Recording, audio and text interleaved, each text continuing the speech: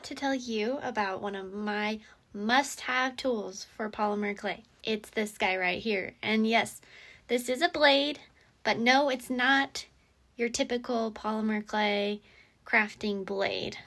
Here is a typical blade that you would get in your polymer clay tool starter sets, and they're typically paired with like acrylic rollers. They are cheap to get on their own as well. It's very thin, it's flexible, and they are definitely sharp. This blade has been a game changer for me.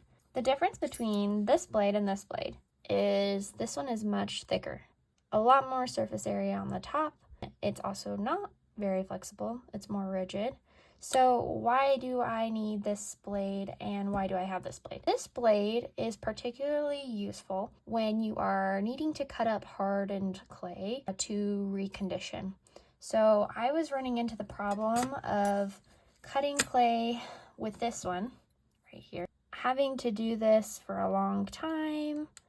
Eventually my fingers would start to hurt from this very thin side, and yeah, it just wasn't super pleasant. And when you're going through hard clay and you're trying to get it conditioned, it takes a lot of cuts. Like, here we go. I'm just going to kind of show you how difficult it can be to cut through this. And yeah, it does not feel good after a minute on your hands. So I needed a solution, and I purchased these. These are super great because they cut through clay really easy.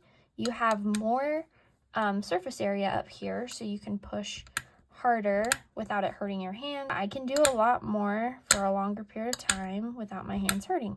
I have arthritis, so I do everything I can to make it as nice on my hands as possible when I'm working with clay. Another reason why we like our thin blade, if you're trying to cut a clay cane and you need to get really thin slices, this one is going to be better for cutting the thin slice, but also maintaining the integrity of the cane. This blade is actually carbon steel, and it comes in a 3-pack, and they're actually intended for scraping floors.